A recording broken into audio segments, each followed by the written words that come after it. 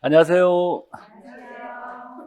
자, 우리 이제 기출분석 3주차 보도록 하죠.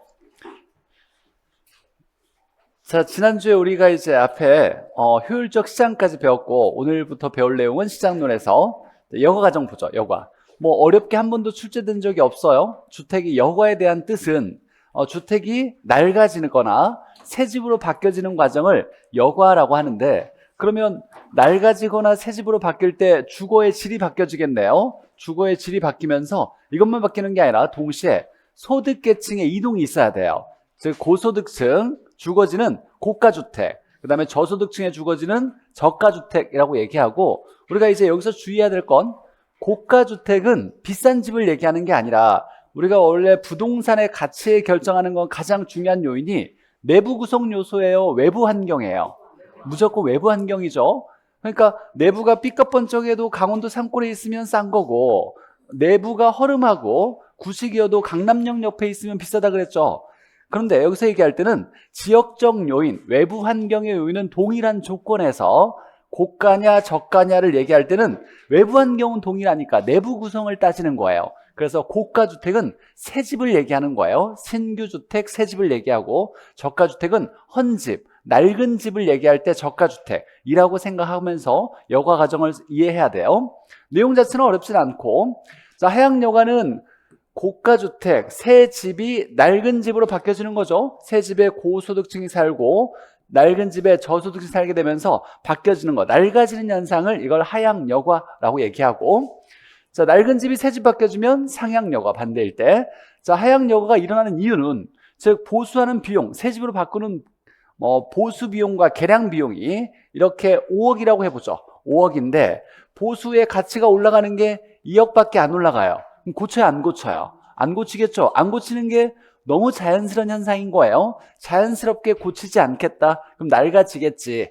낡아져서 저가주택이 많아지겠다라는 거죠. 낡아진다라는 얘기는 낡은 집이 많아진다는 얘기고, 낡은 집이 많아진다는 얘기를 저가주택 공급이 증가하겠다라고 얘기하는 거.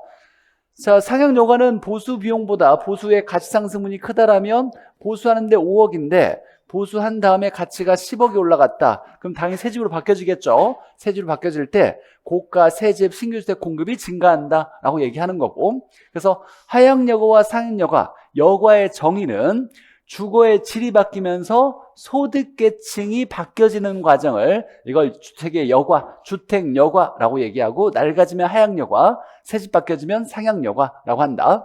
가장 중요한 건 얘죠.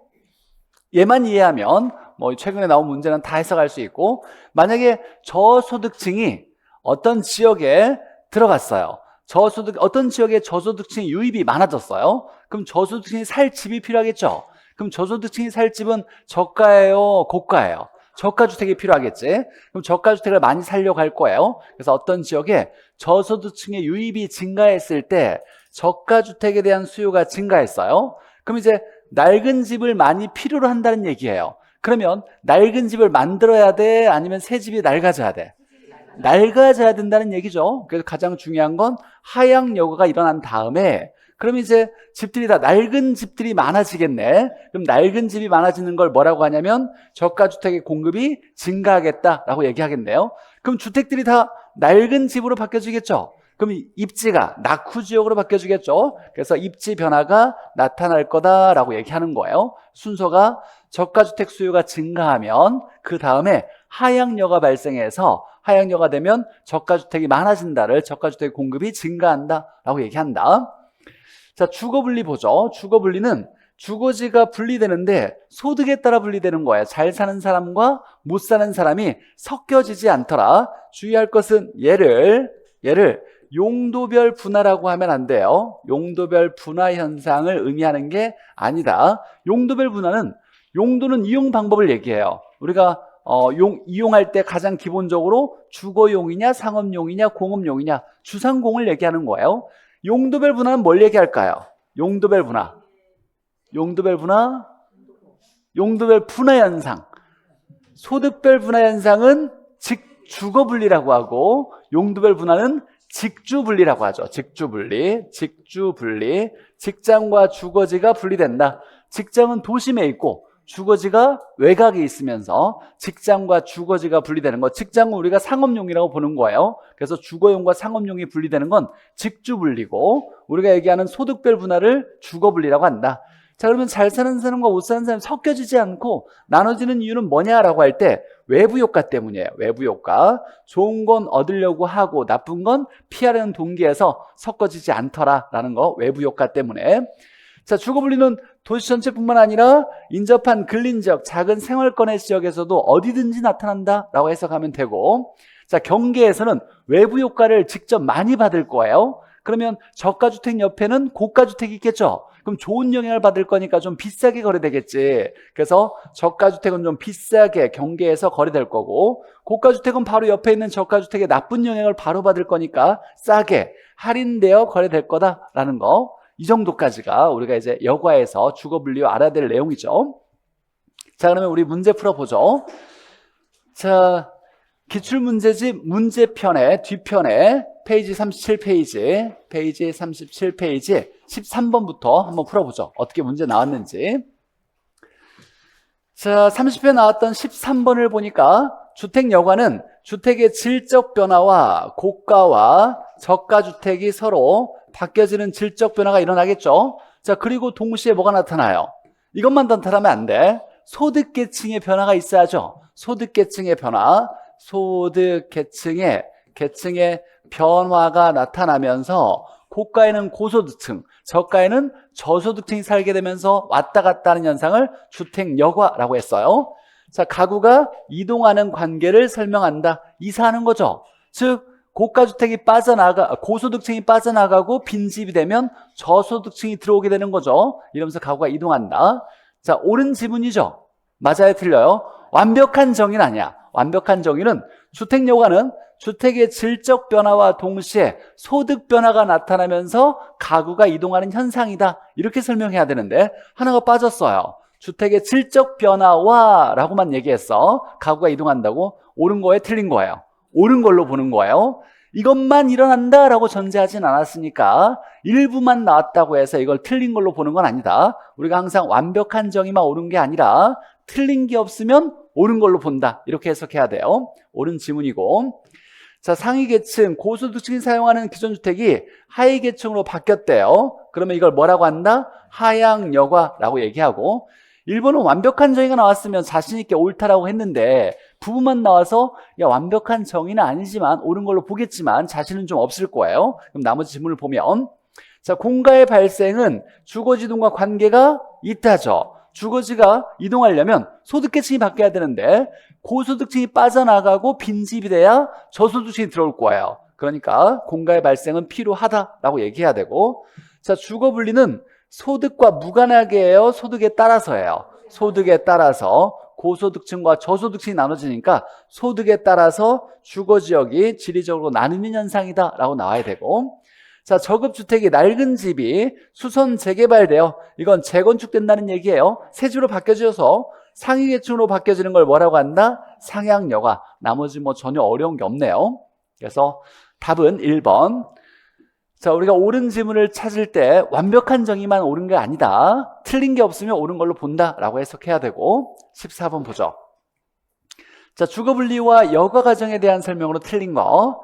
자, 주거분리는 자, 고소득층의 주거지와 저소득층의 주거지가 분리되는 현상이다. 맞죠? 소득에 따라서 이걸 소득별 분화, 주거 분리. 그러니까 기본적으로 주택 여가와 주거 분리의 정의는 당연히 알고 있어야 돼요. 여가는 낡아지거나 새집 바뀌어지면서 소득계층이 바뀌어지는 현상, 주거 분리는 소득에 따라서 주거지가 나뉘는 현상, 이렇게 해석할 수 있어야 되고, 자, 주거 분리에서 좋은 외부 효과는 얻으려고 하고 나쁜 외부 효과는 피하려는 동기에서 발생한다. 맞죠? 외부 효과 때문에 발생한다. 자, 저소득층 주거지역에서, 자, 저소득층 주거지역이면 저가주택일 거예요. 자, 보수를 통한 가치 상승분이 보수 비용보다 크다 하면 낡은 집을 고쳐요, 안 고쳐요? 고치겠지. 새 집으로 바뀌어지겠네요. 상향 여과가 발생할 수 있다. 맞네요. 고칠 거고. 자, 네 번째, 고소득층 주거지역과 인접한 저소득주택은 인접했대. 경계라고 나왔어요. 그럼 저가주택은 옆에 있는 고가에 좋은 영향을 바로 받으니까 비싸게 할증되어 거래되고, 할증료가 붙어서 거래되고, 맞고, 할증료가 붙어서 거래될 거고, 자, 저소득층 주택과 인접한 고소득층 주택은 옆에 낡은 주택에 나쁜 영향을 받을 거니까 할인되어 거래될 것이다. 맞네요. 자, 5번에 고소득층 주거지역으로 저소득층이 들어오게 되면 저소득층이 들어오게 됐대요. 자, 그러면 들어오게 됐대. 그럼 이 사람들이 살 집이 필요하겠죠? 그럼 이 사람들 살 집은 저가주택일 거야.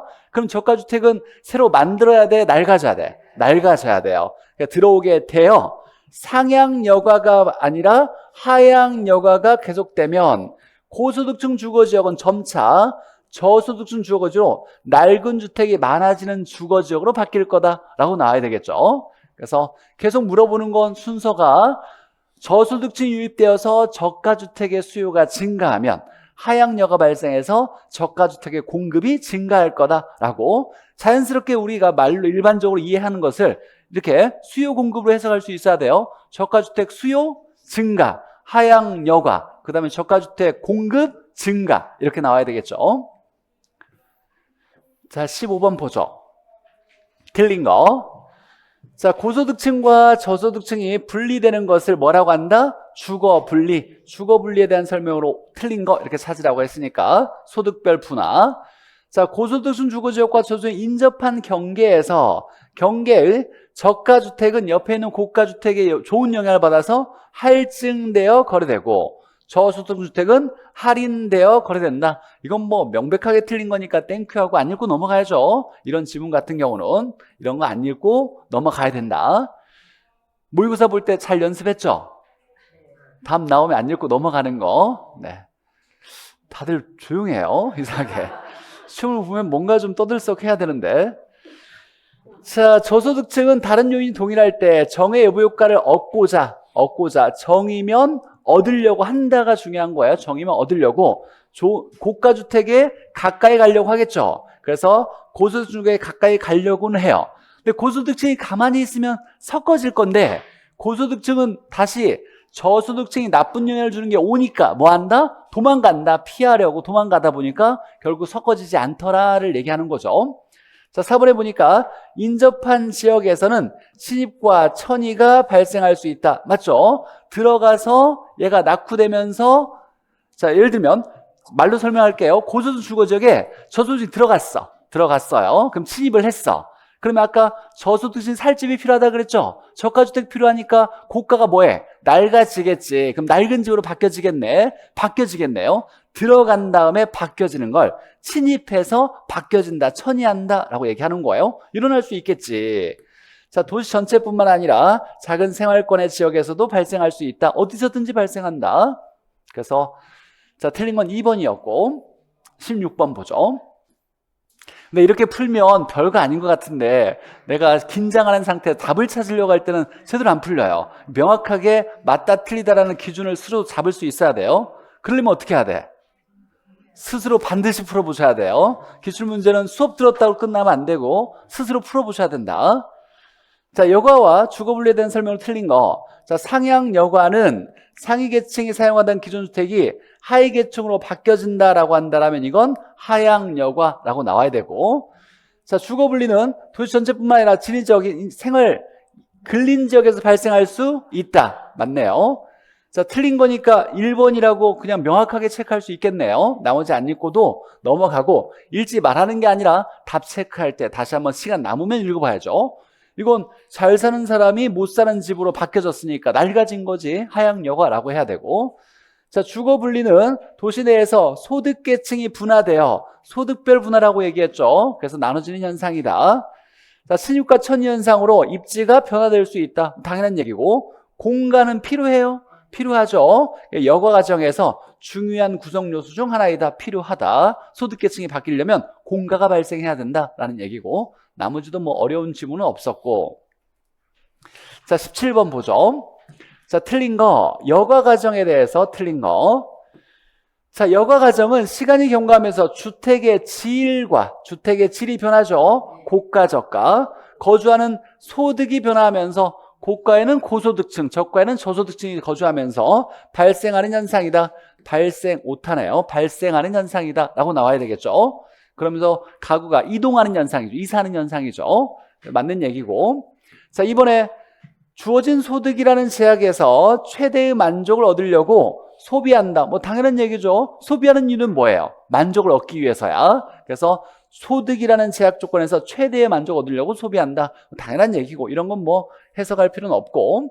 3번에 상향여관은 이라고 나왔고, 자, 낙후된 주거지역이면 저가주택이 있을 거예요. 저가주택이 재개발되어서 상위 계층이 유입된 경우에 나타날 수 있다. 맞죠? 새 집으로 바뀐 거니까 맞고.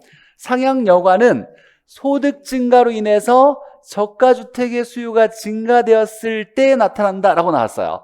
지문을 말잔치를 했어. 어렵게 보이려고. 일단 이거 빼고 저가주택의 수요가 증가되었을 때 낡은 집을 많이 필요로 하니까 뭐가 나타나대요?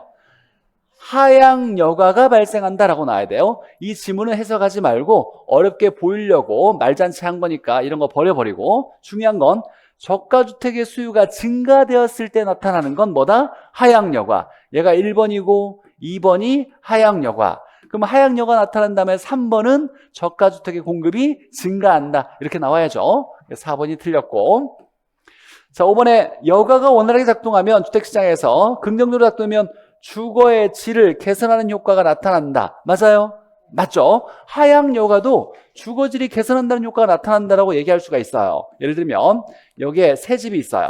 새 집이 있는데 얘가 50년 지났는데 낡아졌어요. 얘가 이렇게 낡아졌더라. 그럼 얘는 고가고 얘는 저가주택인데 여기에 고소득층이 살고 있었어요. 근데 낡아지는 이유가 왜 그랬을까라고 생각한다면 여기에 보수하는 비용이 5억인데 보수에 가치가 올라가는 가치 상승분이 1억이에요. 얘가 크다면 고쳐요, 안 고쳐요? 안 고치는 게 자연스러운 거죠. 자연스럽게 나타나는 거예요, 여가는. 그래서 낡아졌어요. 근데 여전히 여기에 고소득층 살고 있으면 여가가 완성되지 않았어요. 근데 돈은 있지만 낡은 주택을 고쳐봤자 손해니까 불편하게 살고 있다가 마침 이사 갈 수 있는 곳에 신규 주택이 공급이 되면 얘가 이쪽으로 이렇게 이사를 하고, 그럼 얘가 공가가 되면서 이것보다 더 낡은 초가집에 살고 있는 사람이 있다고 가정된다라면 저소득층이 좀 더 좋은 집에 가고 싶었는데 마침 비어져 있어요. 그럼 얘가 들어갈 수 있겠죠? 들어가서 여기에 저소득층이 살게 되면 고가의 고소득층, 저가의 저소득층이 살면서 낡아지는 현상을 뭐라고 한다? 하향여가라고 얘기하고, 이 반대는 상향여가라고 한다라는 거죠. 자, 이때 주택을 바탕으로 해서 나가고 들어오고 했잖아요. 우리가 필터가 됐다라 그래요. 필터링이 됐다라고. 우리 정수기에 쓰는 거, 물 들어온 다음에 새로 걸러져서 나왔을 때처럼 주택을 기준으로 해서 나가고 들어오고 했다. 필터링이 됐다. 그래서 이걸 주택여가라고 얘기하는 거죠. 자, 그러면 이 고소득층은 주거질이 좋아졌어요? 개선되었어? 낡은 집에 살다가 새 집 갔잖아요. 얘 좋아졌어요? 좋아졌어요. 좋아졌고. 얘 좋아졌어요? 초가집 살다가 좀 더 좋은 집으로 왔죠? 얘도 좋아졌어요. 그러면 모든 소득계층의 주거질이 향상되는 효과를 얻을 수가 있다라고 얘기하는 거예요. 자, 얘가 이제 계속 낡은 집이 되어서 하향여가 됐는데 얘가 무너질 정도로 위험한 낡은 집이 됐어요. 이런 위험한 낡은 주택을 뭐라고 하냐면 불량주택이죠. 그럼 불량주택이 만들어지는 건 시장에 문제가 있어서 만들어지는 게 아니라 여가를 통해 나타난 거죠. 여가 자연스러운 거예요. 자연스러운 거예요. 이게 자연스러운 거예요. 야, 5억인데 고쳐봤자 1억밖에 안 올라가. 이건 자연스럽게 고치지 않겠지. 자연스럽게 나타나는 거다. 불량주택은 시장 실패와 관련이 없다. 시장 실패와는 무관하고 하향여가를 통해서 자연스럽게 만들어지는데, 야, 위험하지 않을 정도의 낡은 주택까지는 괜찮겠는데 위험할 정도의 낡은 주택이 만들어지는 문제가 뭐냐라고 했을 때는 시장에 돈이 너무 없어서 이런 주택 아니면 집을 살 수 없는 사람이 있기 때문에 라고 하는 거예요. 시장에 소득이 낮은 계층이 존재하기 때문이에요. 그럼 이걸 근본적으로 해결할 수 있는 방법은 무조건 철거가 아니라 소득을 높여주는 정책을 펼쳐서 사람들이 소득이 좀 높아지면 저소득층이, 그러면 위험할 정도로 위험하지 않는 낡은 주택에 들어가려고 할 거니까 이런 주택까지는 하향료가 되지 않을 거다라고 얘기하는 거죠. 그래서 불량주택의 근본적인 해결은 소득을 높여주는 정책이 필요하다라고 얘기하는 거고, 그래서 여기에 주거지를 개선하는 효과가 있는데 감정평가사 시험에 여기에 모든 소득 계층에 이런 말을 써가지고 최근에 냈어요. 그냥 출제자가 쓴 게 아니야. 여기에 그래서 다음에 특정 계층에게만, 특정 소득 계층에게만 주거질이 향상되는 효과가 있다, 이렇게 나오면 안 돼. 모든 소득 계층이라고 나와야 돼요. 모든 소득 계층에게. 자, 18번 보죠. 자, 여가 주거 분리에 대한 설명을 틀린 거. 자, 하향 여가가 원활하게 작동되면 낡아지는 거죠. 낡아지면 저급주택의 공급량이 뭐한다? 증가한다. 낡은 집이 많아진다 라고 나와야 되겠네요. 이거 틀린 거니까 이건 땡큐 하고 안 읽고 나머지 답 체크할 때 한번 읽어봐야 되겠다. 시간 나오면 해야 되겠죠. 자, 하향여가 낡아지는 현상이 나타나면 낡은 집 많아질 거야 라고 나와야죠.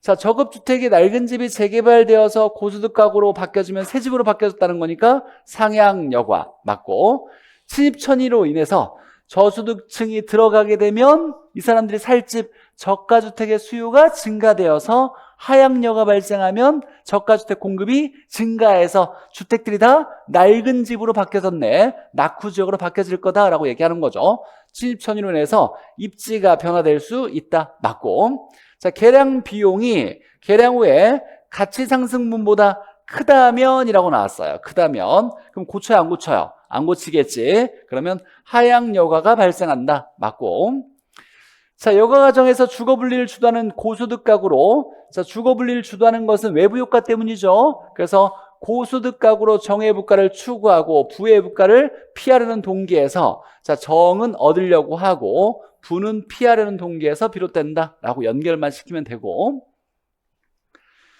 자, 그 다음에 이제 학자별 지대론이죠. 여기서부터 이제 암기해야 돼. 어쩔 수 없이. 우리 이제 자주 배웠으니까 기본적인 건 거의 다 암기가 돼 있을 거라고 생각을 해요. 나만 그렇게 생각하지 않았으면 좋겠어요. 자, 먼저 고전학파와 신고전학파의 지대 논쟁 보죠. 지대 논쟁. 자, 지대는 일단 기본적으로 보죠. 지대는 뭐예요? 지대. 뭐해? 토지 임대료죠. 토지 임대료죠. 임대료. 그럼 얘는 유량이에요, 저량이에요? 유량이죠. 수입을 얘기하니까 유량을 얘기하고, 유량. 우리가 지가라고 한다면 토지의 가격이죠. 가격 얘기하는 거죠. 가격이니까 이건 뭐다? 저량. 우리가 가격가치 저량이라 그랬죠. 그래서 지대와 지가에 대한 기본적인 개념을 알고 있어야 되고, 자, 그러면 지가를 우리가 만들어낼 때 한번 우리 해석할 수 있어요. 이 녀석이 가치, 이 지가를 토지의 가치라고 봐도 괜찮아요. 가치. 우리가 이 부동산의 가치가 얼마야 라고 한다면 이 가치를 정할 때 과거에 돈을 많이 벌었어야 돼요? 미래에 돈을 많이 벌 수 있어야 돼? 미래에 돈을 많이 벌 수 있어야죠. 자, 그러니까 가치가 높으려면 과거에 돈을 많이 벌었든 못 벌었든 중요하지 않고 미래에 돈을 많이 벌겠다고 예상된다라면 이 미래에 벌 돈을 땡겨와서 이걸 가치로 바꾼다 그랬죠. 이걸 뭐라고 하냐면 무슨 방법? 감정평가 방법. 수익환원법이라고 얘기하겠네요. 수익환원법이에요. 그럼 미래 벌 돈을 뭐예요? 수입이죠. 수입. 그럼 부동산에서 얻을 수 있는 수입이 뭐야? 기본적으로 임대료 수입이에요. 자, 그러니까 이 미래 장래 임대료가 있다라면 얘를 땡겨와서 환원해서 가격으로 바꿀 수가 있겠네요. 그렇죠? 무슨 방법? 수익환원법. 자, 그럼 우리가 수익환원법을 썼을 때 장래 수익을 환원율로 나누어서 가치를 구했단 말이에요. 마찬가지야. 똑같이. 우리가 가치를 구할 때 가치는 이건 지가를 얘기하는 거예요. 지대를 뭔가로 나눠야 돼. 뭘로 나눠? 환원율로 나누면 되는 거예요. 환원율로 나누어서 이 장래 수입을 환원율로 나누면 지가, 가치가 만들어질 수 있다. 수익하는 법을 쓸 수 있는 거예요. 이때 이제 환원율은 투자자 개인 입장에서 봤을 때 투자자 개인으로 봤을 때 특별한 얘기가 없으면 각각 개인마다 내가 투자를 결정하기 위한 기준이 있었어. 뭐예요? 요구 수익률. 땡겨오는 것도 뭐? 요구 수익률. 그래서 이 환원율은 할인율로 볼 수 있고 기본적으로 투자자 입장에서 뭘 쓸 수 있냐면 요구 수익률을 쓸 수 있는 거예요. 그래서 우리가 기본적으로 가격 가치와 수입과의 관계는 이 관계예요. 그래서 수익환원법이 중요한 거예요. 수익을 땡겨오면 돼. 땡겨오는 환원율로 나누면 가격 가치가 되는 거예요. 수익환원법 얘기하는 거예요. 장래 순수익을 환원율로 나누면 가치가 만들어진다 그랬죠. 이게 수익환원법이었죠. 이렇게 해석할 수 있어요. 그럼 얘와 얘는 무슨 관계? 비례관계죠. 당연히 지가 높으면 지대 높을 거고 지대 높으면 지가 높을 거예요. 이렇게 해석할 수 있을 거다. 자, 고전학파, 신고전학파. 이거 우리 이제 감정평가 배웠으니까 한번 해석해 본 거고, 기본적으로 유량과 저량은 구분할 수 있어야죠. 지대는 수입이니까 유량, 지가는 가격이니까 저량, 이렇게 해석해야 되고, 자, 고전학파의 대표학자가 리카도가 있었고, 신고전학파, 신자가 들어갔죠. 마르크스가 있는데, 자, 고전학파는 토지는 중요해 라고 했어요. 토지는 중요해. 인간이 만들 수가 없는 거다 보니까 너무 중요해. 토지 중요해. 토지가 중요하다. 그 다음에 자연적 특성을 강조했어요. 부부 연계가 있죠. 예외가 있어요? 없어요? 없어요. 물리적으로 돼? 안 돼? 안 돼. 인간이 만들 수가 없어요. 어찌됐거나 인간이 건들 수가 없는 자연적 특성을 강조하면서 토지 중요하니까 뭔가를 만드는 데 필요한 요소는 노동, 자본, 토지, 이렇게 세 가지야. 자, 토지를 별도로 놓은 거죠. 그럼 별도로 놨다는 건 생산 요소에 자본과 토지를 구분했어요, 안 했어요? 구분을 했다라고 얘기하는 거예요. 구분을 했다.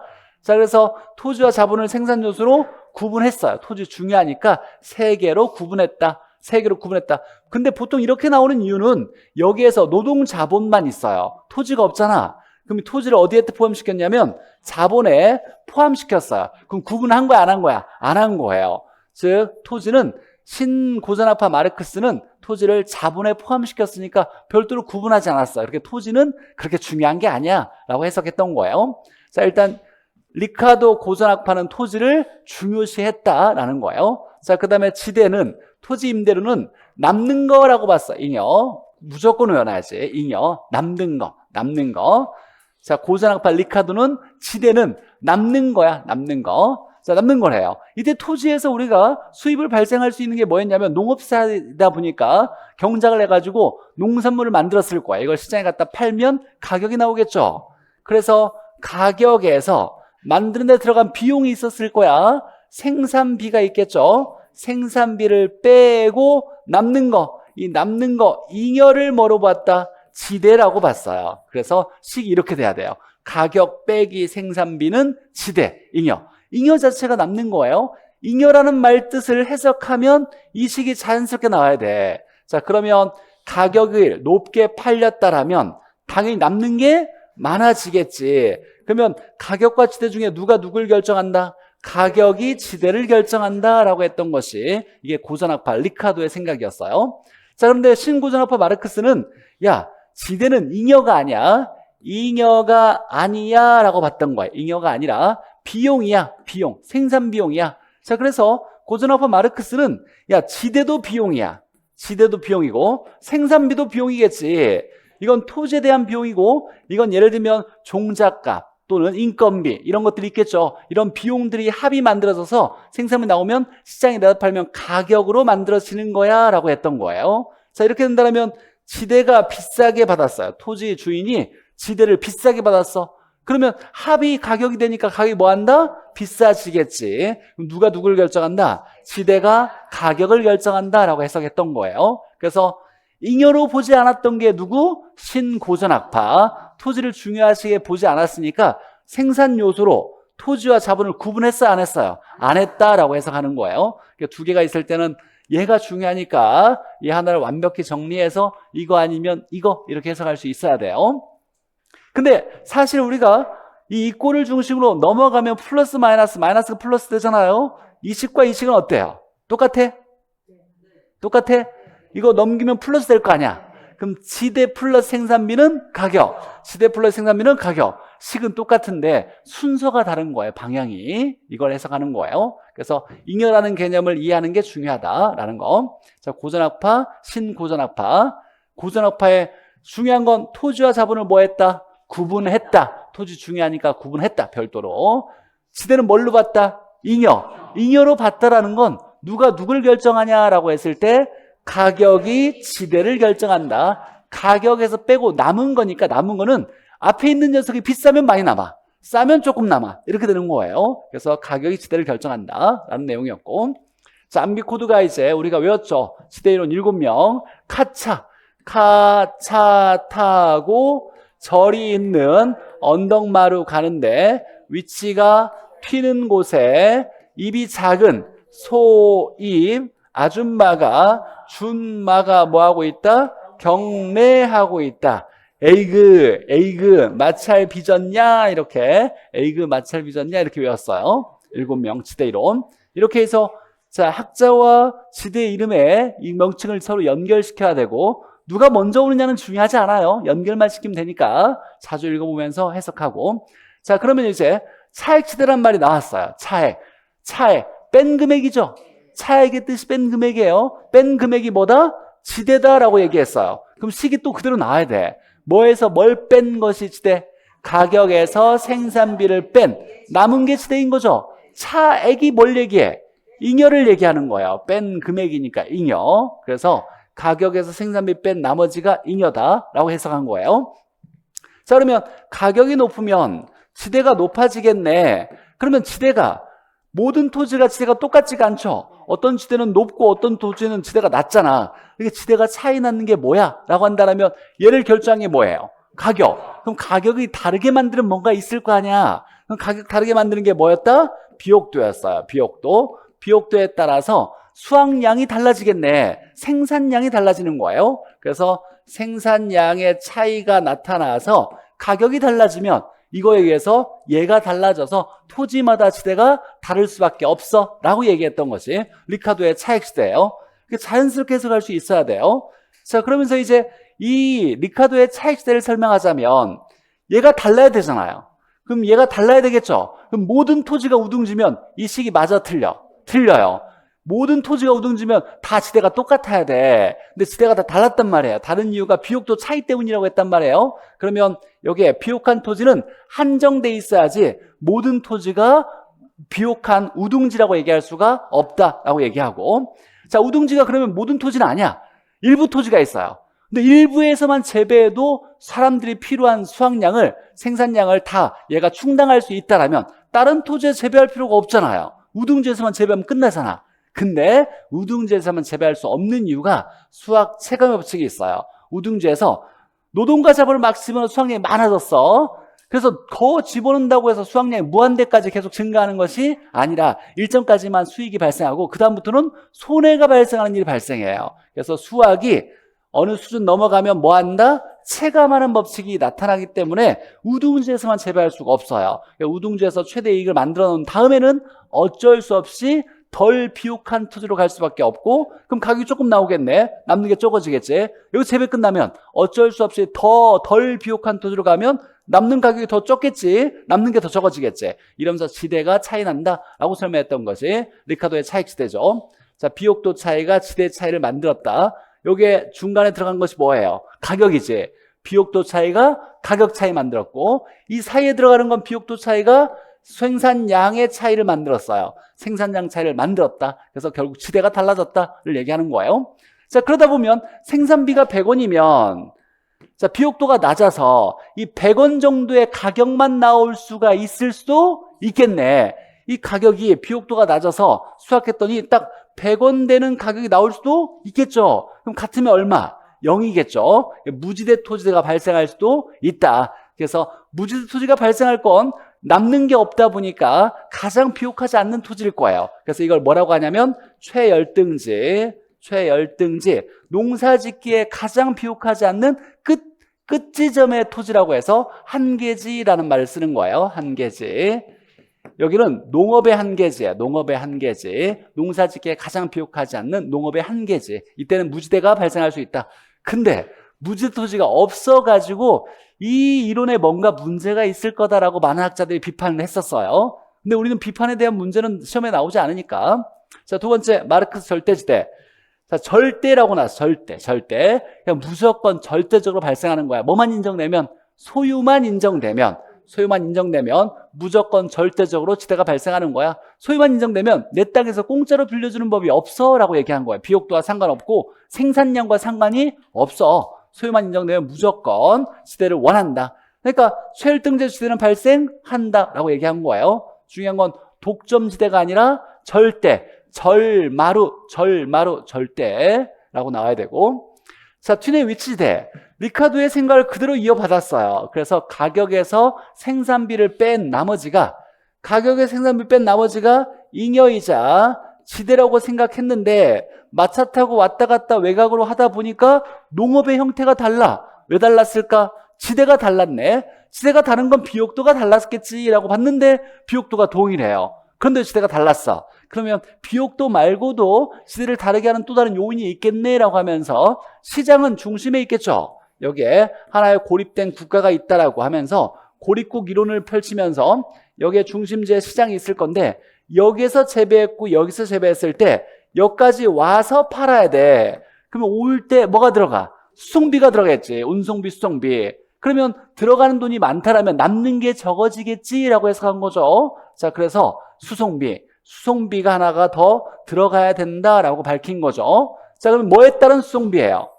위치에 따른 수송비. 이때 당연히 기본적으로 외곽에 위치하면 수송비가 어때요? 크겠지. 그럼 많이 뺄 거니까 지대는 뭐 한다? 작아지겠지. 그럼 위치에 따른 수송비와 지대는 무슨 관계? 반비례 관계, 반비례 함수를 쓴 거예요. 그래서 튀넨이 이렇게 썼어요.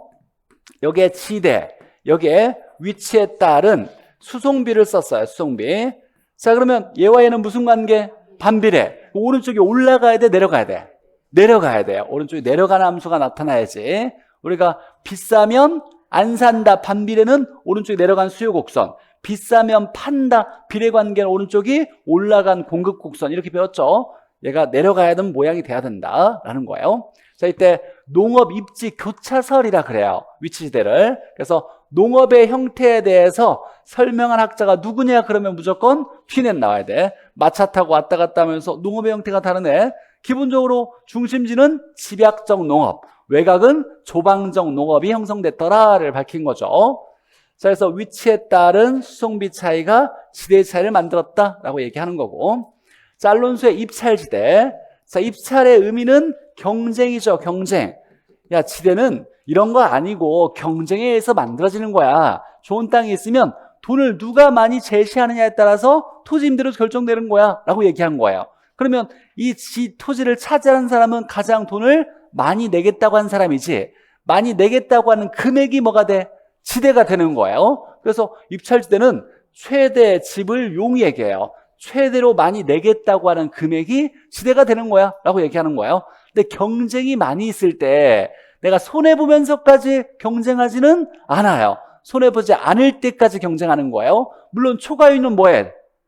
경쟁이 일어나면 초과유는 뭐예요? 완전 경쟁 시장에서는 초과유이 있어. 내가 정상적인 일한 대가보다 더 많이 얻어갈 수 있대. 그럼 서로 차지하려고 하겠죠? 그러면 처음에 100원이었어. 나는 500원만 가지고 내가 할래. 나중에는 100원만 가지고 내가 할래. 나중에는 나는 정상적으로 일한 대가만 가져가도 내가 하고 싶어 라는 사람이 등장한다 그랬어요. 경쟁이 일어나면 초과인은 뭐 한다? 소멸된다 그랬어요. 그래서 초과인이 얼마? 0이 되는 수준에, 얘 사실 어려운 얘기예요. 근데 출제자가 여기까지 낸 적은 한 번도 없었어. 최대 지불 용의액으로 초과인이 최대가 되는 수준에 이렇게 나오면 틀리는 거예요. 초과인이 0이 되는 수준의 최대 지불 용의액이라고 해야 돼요. 알론소가 입찰지대 곡선을 그렸어요. 각 지대 곡선 중에 가장 높은 걸 연결했어요? 낮은 걸 연결했어요? 최대니까 뭐 높은 것만 연결한 것을 입찰지대 곡선이라고 얘기했었고, 자, 그러면서 지대지불 능력에 따라서 도심에서부터 지대지불 능력은 지대를 지불할 수 있는 능력이 있느냐라고 했을 때 이런 거였죠. 하나의 도심을 가지고 있는 도시 토지의 이용을 볼 때 여기에 이제 지대라고 했을 때 상업용은 이렇게, 주거용은 이렇게, 공업용은 이렇게 생겼을 때 야, 이렇게 이 부분은 경쟁이 일어날 거잖아. 입찰이 일어나잖아. 돈을 가장 많이 내겠다는 건 뭐? 상업용. 여기는 주거용. 여기는 공업용. 그래서 이 부분은 주거용, 여기 부분은 공업용으로 이용된다. 상업용, 주거용, 공업용 이용된다는 걸 밝힌 것을 알론소의 입찰 지대곡선을 설명한 거죠. 이때 가장 높은 것만 이렇게 연결한 걸 뭐라고 한다? 입찰 지대곡선이라고 얘기한다라는 거였어요. 그래서 상업용, 주거용, 공업용 순서. 자, 마샬의 준지대. 이제는 뭐 가볍게 해석할 수 있어야 돼요. 지대 준한다라고 나왔죠. 그럼 지대는 아니야. 토지에서 발생하는 건 아니죠. 토지와 유산, 토지의 성질을 가지고 있는 뭐 기계 설비 등에서라고 나왔어요. 근데 우리가 토지의 특성에서 지대가 발생하는 근거가 뭐였냐면 지대가 발생하는 근거, 지대가